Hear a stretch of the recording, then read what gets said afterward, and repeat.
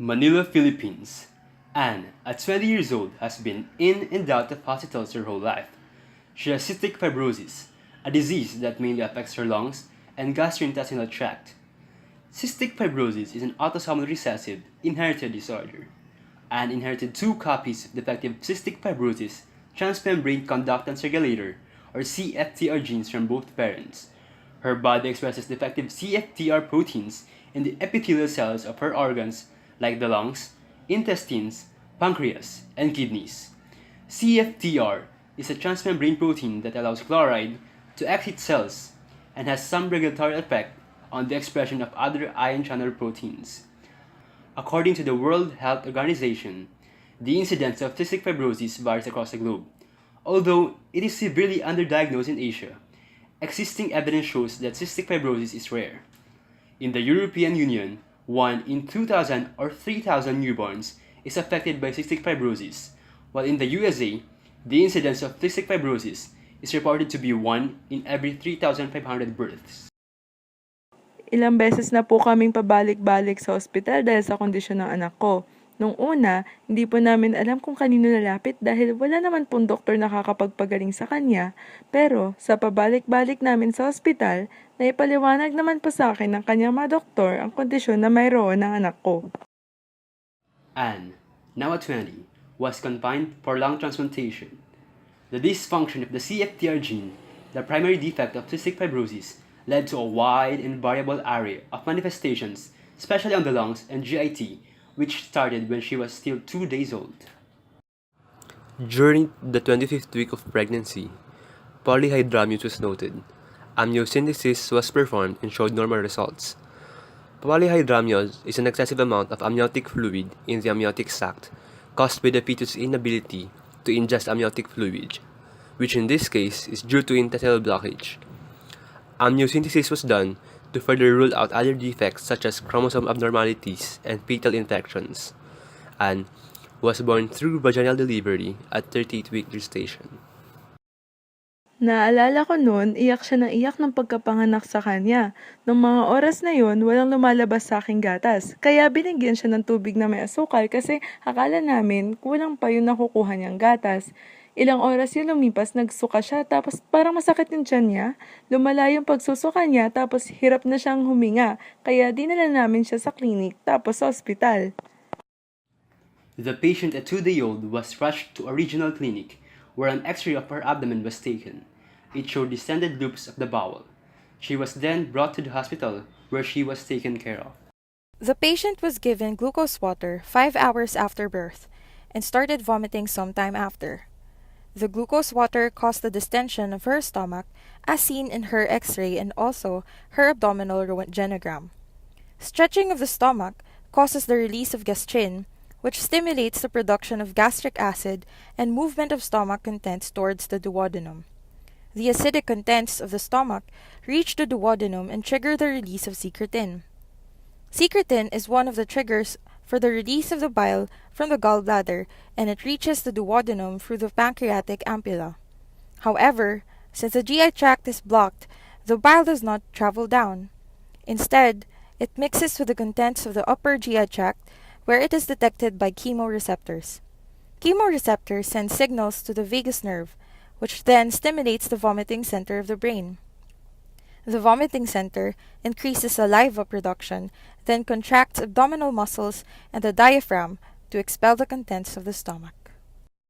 Cystic fibrosis is a disease caused by a defect in the CFTR gene, which regulates multiple ion channels. These include the epithelial sodium channel, or ENaC, and chloride channels. ENaC has possibly the most pathophysiologic relevance in cystic fibrosis. ENaC is situated on the apical surface of exocrine epithelial cells, and is responsible for sodium uptake from the luminal fluid, making it hypotonic. The CFTR of a normal patient inhibits ENaC activity. In cystic fibrosis, decreased expression of the CFTR leads to increased expression of ENaC, resulting to an increase in sodium absorption. This is evident in the respiratory and intestinal epithelia.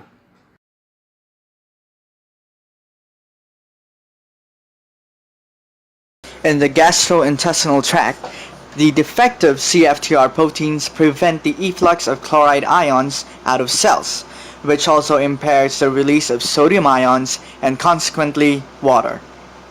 This makes the mucus secretions of the GI tract less watery and more viscous, decreasing the motility of intestinal contents. The patient's meconium, or first stool, was not expelled, and instead became an obstruction in the GI tract. This condition is known as meconium ileus. Blockage of the GI tract causes its contents to build up and push against the walls of the intestine, resulting in distended bowel loops. Increase the reabsorption of sodium chloride and water, decreasing the amount of airway surface liquid or ASL produced. ASL is needed in adequate amounts to move mucus along the respiratory tract. With less ASL produced, respiratory mucus builds up and blocks airways in the lungs, causing obstruction and reducing ventilation and pressure. The thick mucus covering also inhibits efficient expiration, increasing the residual volume and causing expansion of the chest walls. More effort is then required to facilitate adequate gas exchange, manifesting as grunting, hard and rapid breathing, and subcostal retractions. However, it should be noted that subcostal retraction is a common compensatory mechanism in which newborns increase their respiratory rate to allow for sufficient alveolar ventilation. In the patient's kidneys, CFTR expression is downregulated in the distal nephron. Less CFTR expression means less downregulation of epithelial sodium channels, or ENaC, leading to more ENaC channels in the cells of the distal nephron. Increased sodium reabsorption occurs, which in turn pulls in more magnesium ions through the TPMR6 channels, and increasing the activity of the sodium-magnesium exchanger in the basolateral membrane. This causes increased magnesium reabsorption and causes the hypermagnesemia observed in the patient. To address current complications, an emergency operation was done. She was discharged on the 10th hospital day with tolerable feeding status. Everything was smooth sailing for the next few months until the patient experienced vomiting and diarrhea for 8 days. Nung 6 na buwan siya, na-confine ulit siya kasi 8 araw siyang nagsusuka, nagdadiarrhea at nilalagnat. Natakot ako kasi ang tagal na di pa din siya gumagaling. Na-discharge naman siya agad nung sabi ng doktor na okay na yung blood test niya pagkatapos niya mag-fluid therapy. Her febrile state is also due to her compromised respiratory system. With slow mucus turnover, it is more probable that an infection will occur.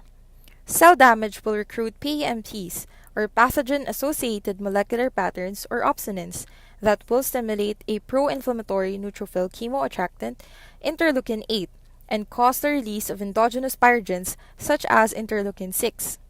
Cytokine production will commence. Consequently, tumor necrosis factor alpha will also be produced. These molecules will act on the organ vasculosum of the lamina terminalis and cause the synthesis of prostaglandin E2.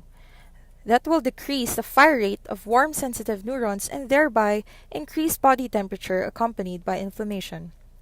Dehydration may be caused by vomiting and diarrhea.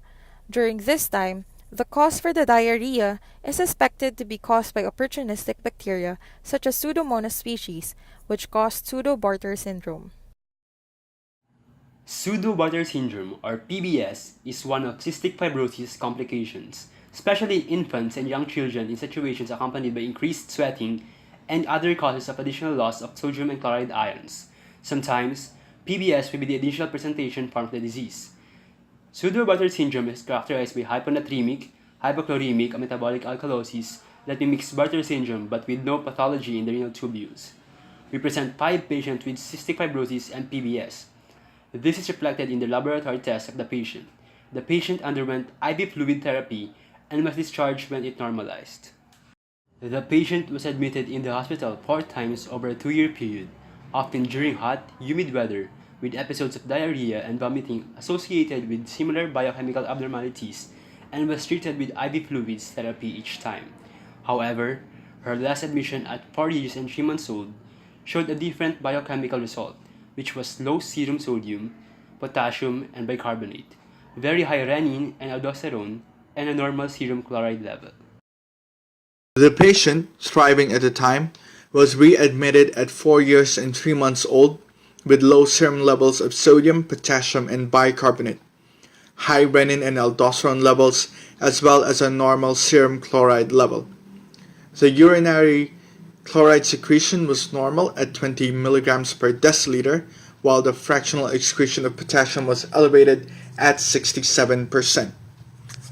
Low sodium levels in the blood stimulates the release of renin from the kidneys, as well as increasing the release of aldosterone from adrenal glands. Renin activates angiotensinogen to angiotensin 1, and angiotensin 1 is converted to angiotensin 2 by angiotensin converting enzyme that comes from the lungs. Angiotensin 2 causes vasoconstriction of arterioles and stimulates the release of more aldosterone. Aldosterone increases sodium reabsorption in the proximal tubules, loop of Henle, distal tubules, and collecting ducts by increasing the activity of sodium-potassium ATPase, sodium-hydrogen exchanger, and the sodium bicarbonate cotransporter. Aldosterone also increases potassium excretion, causing the elevated urine potassium observed in the patient. Chloride excretion is normal because it is reabsorbed paracellularly due to electrical potentials generated by the reabsorption of sodium and also to the concentration gradient created by water reabsorption. Due to these abnormalities in electrolytes, the child was discharged but given sodium chloride and potassium chloride supplementation to regulate electrolyte balance. 8 years old siya, nagkaroon ng severe gastroenteritis tsaka upper respiratory tract infection. Nung time na yun, yung mga dulo ng daliri niya parang lumalobo, kaya tuloy madalas siyang nabubuli sa school. At respiratory and intestinal epithelia, there is increased active luminal sodium absorption due to loss of inhibition of ENaC activity. Moreover, at these sites, CFTR mutations result in reduced chloride secretion into the lumen. These ion changes increase passive water reabsorption from the lumen, which lowers the water content of the surface fluid layer coating the mucosal cells. There is no difference in the salt concentration of the surface fluid layer coating the respiratory and intestinal mucosal cells in normal people versus that of those with cystic fibrosis. Instead, the pathogenesis of respiratory and intestinal complications in cystic fibrosis seems to stem from an isotonic but low volume surface fluid layer, which leads to dehydration. Dehydration is accompanied by electrolyte imbalances, temporary increase in creatinine levels, and low blood pressure, as seen in the blood chemistry and charts of the patient. This can be corrected by subjecting the patient to fluid therapy. The patient experienced dehydration due to the disinhibition of ENaC activity. This dehydration led to a defective mucociliary action and the accumulation of hyperconcentrated viscid secretions. This was evident by the bilateral crepitations upon auscultation and bilateral streaky infiltrates noted in the patient's chart.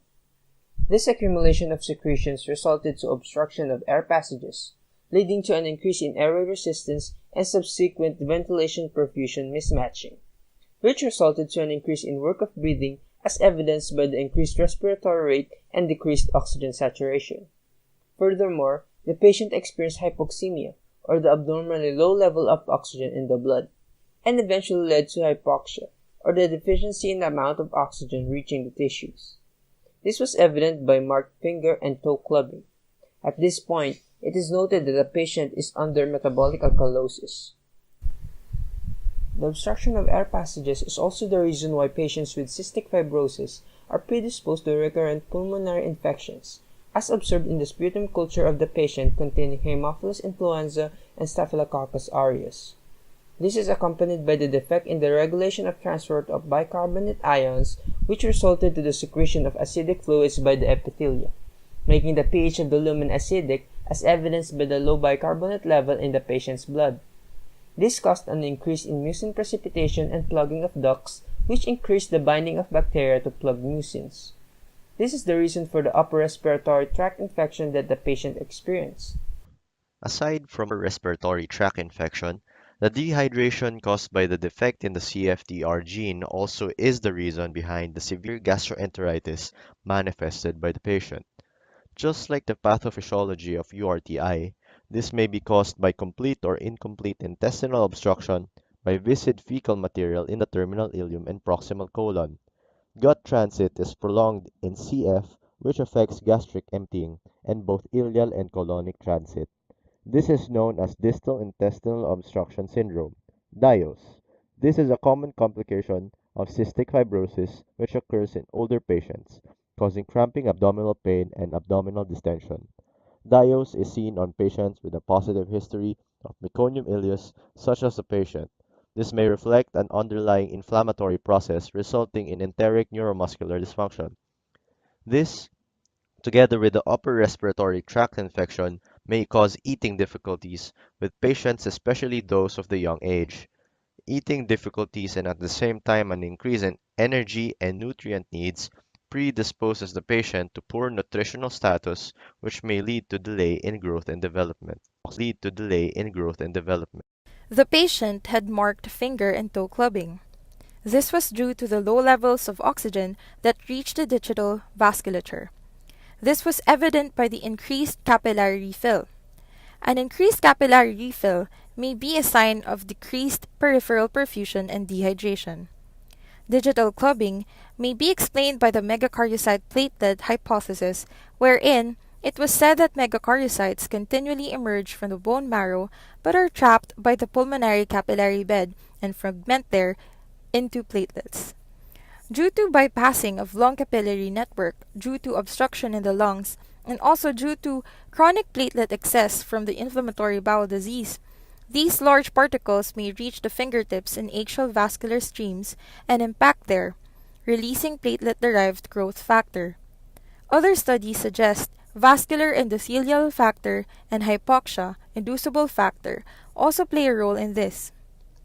Furthermore, this causes increased capillary permeability and connective tissue hypertrophy, which results to the digital clubbing.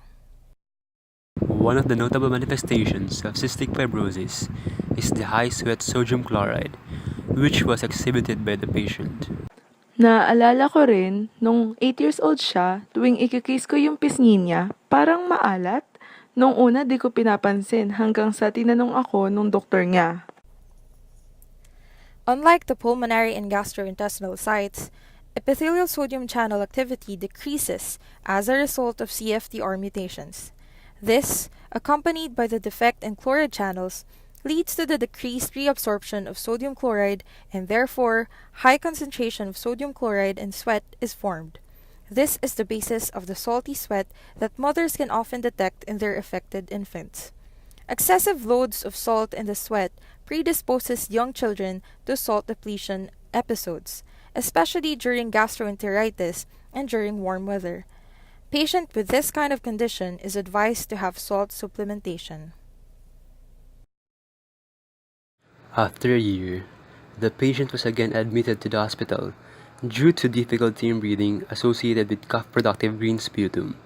This again is caused by mutation in the CFTR gene, which led to a decrease in the CFTR channels, which transports chloride to the outside of the cells.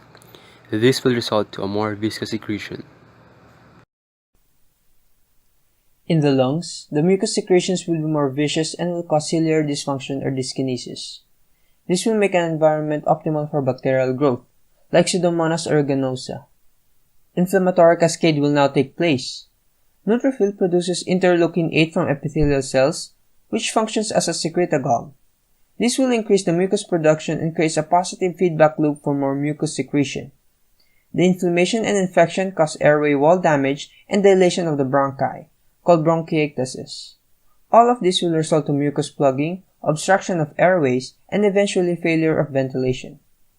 The Pseudomonas aeruginosa infection and the subsequent infection will also cause bilateral nasal polyps, which are outgrowths of nasal mucosa. Pseudomonas aeruginosa infection also explains the fever since the bacteria releases pyrogens, which increases the set point hypothalamic thermostat. In the alveoli, air will be absorbed, and if the alveoli are pliable enough, will collapse. This is called atelectasis. If it becomes rigid, air will be absorbed and negative pressure will be created. The pressure will pull fluid out of the capillaries and into the alveoli. This explains the crackles heard upon examination. The pulmonary function test done to the patient was indicative of obstruction in the airways. The vital capacity, FEV1, and the FEV1-FVC ratio were all low, which means less air is expired. The residual volume over total lung capacity ratio was also increased, which means that more air is trapped in the patient's lungs, which explains the hyperinflation. Over time, the chest cage will be permanently enlarged and causes a barrel chest. The airway obstruction will lead to the circulation of more deoxygenated blood in the body, hence the cyanosis. Again, hypoxia also stimulates the release of vascular endothelial growth factor, or VEGF, and platelet-derived growth factor, or PDGF, by the megakaryocytes and platelet clusters in the lungs, which resulted to an increase in vascularity, permeability, and connective tissue changes in the fingers called digital clubbing and ecchymosis in the upper limbs. Decreased oxygen in the blood stimulates the peripheral chemoreceptors in the carotid and aortic bodies. This will lead to the generation of neurotransmitters dopamine, acetylcholine, and ATP. This will send signals through the glossopharyngeal and vagus nerves to the dorsal medullary respiratory area in the central nervous system, and stimulate respiration. This explains the increased respiratory rate. Arterial blood gas measurements showed normalized values, which indicated respiratory compensation. To address the infection and lung complications, the patient was given antibiotics with aggressive pulmonary physical therapy. A different complication among those previously shown by the patient was the increased fecal fat based on her stool examination. The patient's stool examination showed increased fecal fat. This is due to the obstruction in the ductules of the pancreas caused by thickened secretions. This inhibits the excretion of pancreatic enzymes, which will then result to lesser enzymatic digestion of intestinal chyme. This will cause greasy or fatty stools and malabsorption of nutrients, which can aggravate the nutritional status of the patient. Conditions of the patient continued to worsen. Radiographs of the chest showed hyperinflation, patchy atelectasis, dilated and thickened airways, and irregular peripheral opacities that may represent mucopurulent plugs. These findings were predominant in the upper lobes. Sputum culture group P. organosa. Pulmonary function test showed that the vital capacity was only 51% of the predictive value for her age. Laking pasasalamat ko sa Diyos na ilang taon ding hindi sinumpong ng sakit niya yung anak ko. Pero, nung mga 11 years old na siya, biglang bumaba yung timbang niya. Hindi makahinga na maayos at madalas may problema sa pag-ihi. Nagigising pa nga siya tuwing gabi para umihi at madalas din siyang mauhaw. Initial assessment of our patient showed a thinly built child, dyspneic, mildly cyanosed, and barrel-chested. Subcutaneous insulin injection was started, and the parents were advised to limit the sugar intake of the child. As discussed earlier, impaired CFTR protein in the patient causes a dysfunction mainly in the transport of chloride ions. At 11 years old, complaints were noted to be associated with digestive, respiratory, and renal systems. In the succeeding 5 years, the patient remained dyspneic on exertion with cyanosis. Nocturnal low-dose oxygen therapy was begun when she was 16. The digestive system of the patient, chloride and bicarbonate ions along with some pancreatic fluid flow through CFTR into pancreatic secretions of acini cells. Impaired CFTR leads to acidic and low-volume secretions, which causes zymogen granules to precipitate, leading to thicker secretions similar to that observed in the respiratory tract. The secretion eventually blocks the pancreatic ducts, causing accumulation of secretions, resulting to tissue damage and scarring. Blocking of pancreatic secretions containing digestive enzymes means that the absorptive function of the small intestine is impaired, causing malabsorption and malnutrition, resulting to the patient experiencing rapid weight loss, which was the reason for her admission at this age. Along with this, diabetic symptoms of the patient, including high fasting blood sugar, elevated postprandial sugar, and glycosylated hemoglobin, could be attributed to the decreased cellular glucose uptake resulting from the destruction of insulin-producing beta cells of the pancreas. Subcutaneous insulin injection was prescribed to address this concern, along with dietary limitation of sugar. Thickened mucus again is the cause of the respiratory ailments described by the patient, including dyspnea and cyanosis, as well as permitting growth of bacteria in the mucus, bringing about excessive coughing. Consequently, impaired respiratory function caused the patient to exert more effort to breathe, with a prolonged compensatory action leading to the barrel-chested appearance of the patient. Complaints about urination and thirst could have been brought about by the excess glucose in the plasma. Filtration of the excess glucose within the renal tubules causes water to follow it osmotically, and thus the patient experienced polyuria and nocturia to eliminate the excess glucose in the plasma. This is also manifested in the glycosuria observed in urinalysis. These symptoms lead to dehydration, causing hyperosmotic and hypovolemic blood. This state is then detected by osmoreceptors of the subfornicle and organum vasculosum of the lamina terminalis, which then send signals to the median preoptic nucleus of the hypothalamus, causing the polydipsia of the patient. Pagkatapos niyang ma-ospital nitong huli, mas tinutukan na po namin ang mga kinakain niya. Bawal na bawal ang masyadong madaming matatamis na pagkain. In the succeeding 5 years, the patient remained dyspneic on exertion with cyanosis. Nocturnal low-dose oxygen therapy was begun when she was 16.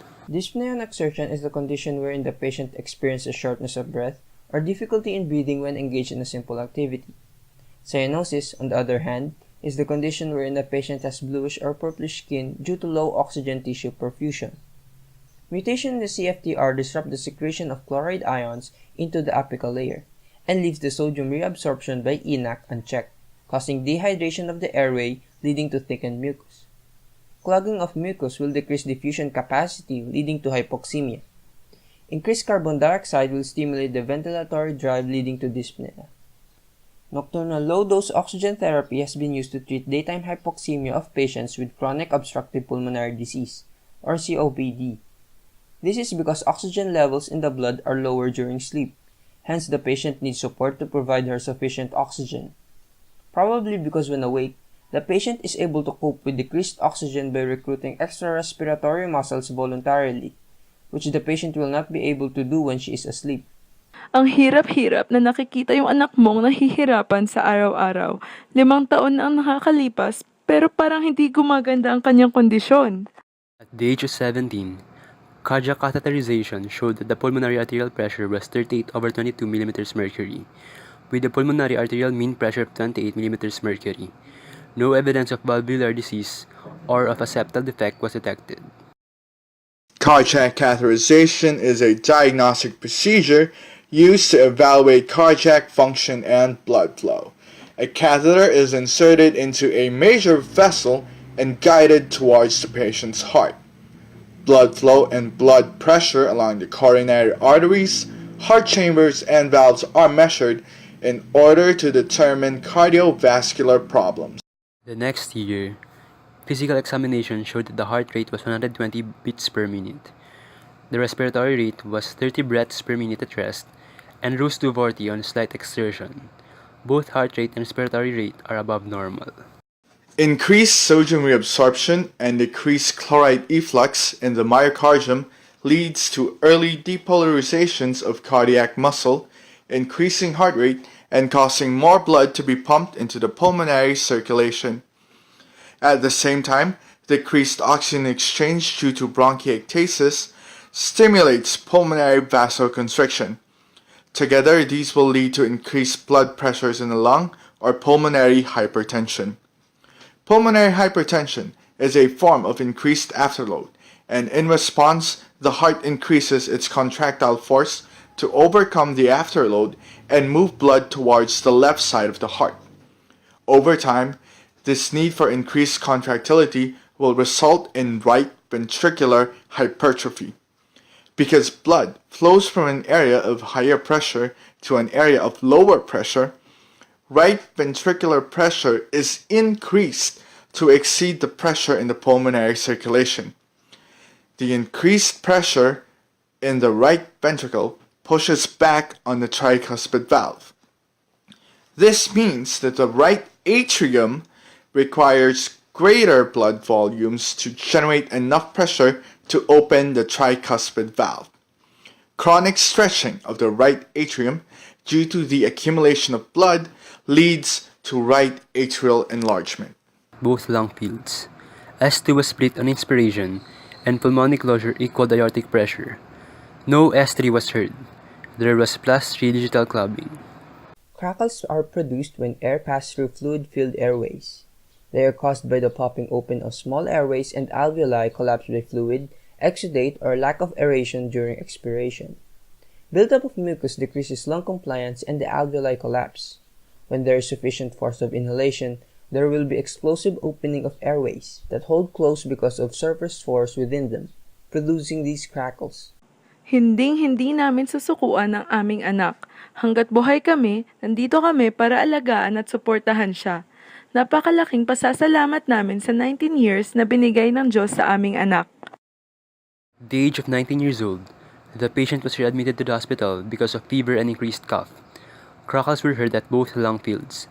Radiograph of the chest revealed low lung volumes, and there were bilateral cystic changes in both upper lobes. Fever, just like in previous admissions, was caused by recurrent infection which induces cytokine production. Crackles were caused by disrupted passage of air through the small airways in the respiratory tree.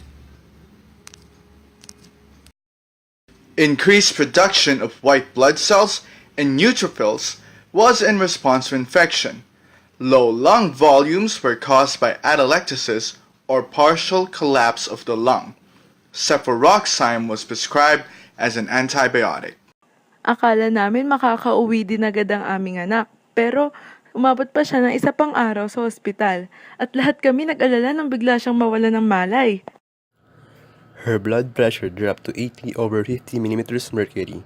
Heart rate was 120 beats per minute, and peripheral pulse was weak and rapid.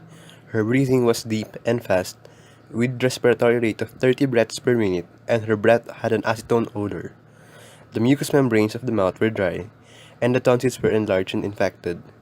The rectal temperature was 39.9 degrees Celsius. Decreased blood pressure and increased heart rate is the body's compensatory mechanism for hypotension. Acetone odor breath is one of the symptoms of diabetes, taking into consideration the previous lab results of increased fasting blood sugar, postprandial glucose, and glycosylated hemoglobin. Considering the deep and fast breathing together with increased respiratory rate, the patient experiences cosmal breathing with acetone odor. Dry mucous membranes are caused by faulty chloride ion transport across the apical membrane of epithelial cells lining the exocrine glands, which reduces chloride permeability across the apical membrane. Subnormal ionic transport leads to dehydration of the extracellular fluid and development of thickened inspissated mucous secretions. Enlarged tonsils and elevated temperature can be then seen as signs of infection. In addition to the antibiotics, insulin and IV fluids were given, and the acid-base disorder was corrected with improvement in the patient's clinical and biochemical status after 24 hours. She was discharged from the hospital on her customary program, including supplemental oxygen 18 months, and was seen at office visits. She was again readmitted, now for lung transplantation, due to cystic bronchiectasis at all lobes, as seen in her CT scan. CT scan of her chest shows cystic bronchiectasis of all lobes, most prominent in the upper lobes with volume loss and dilation of the main pulmonary artery and segmental branches. Bronchiectasis is the permanent enlargement of the lungs and usually present in cystic fibrosis cases. This condition results in viscous secretions that are difficult to clear, leading to decreased mucus clearance of the airways and subsequent airway obstruction, recurrent infections, and airway damage, which progress over time. Bronchial wall thickening and peribronchial interstitial prominence were also seen. As the disease progresses, upper lobe predominant bronchiectasis develops, increasing in severity over time. Examination. The patient was thin, with underdeveloped musculature. The lungs were clear, and the breath sounds were diminished. Cardiac examination disclosed a right ventricular heave and a split S2, with very loud pulmonic closure. No murmur was heard. There was +4 digital clubbing, with cyanosis during the administration of oxygen. No edema was found. The patient's diminished breath sounds were caused by air or fluid infiltrating the lungs. The patient's parasternal or right ventricular heave was caused by enlargement of the right ventricle. The split S2 heart sound revealed by auscultation was caused by the asynchronous closures of the aortic and pulmonary valves during inspiration. The loud pulmonic component was because of pulmonary artery hypertension. In the patient's lungs, thick mucus obstructed the airways, leading to impaired respiratory function. Less oxygen was delivered to tissues, causing cyanosis and digital clubbing. We are hoping that the lung transplantation will be successful. Nagpapasalamat kami kasi nabigyan ng pagkakataon si Ann para mag-lung transplant.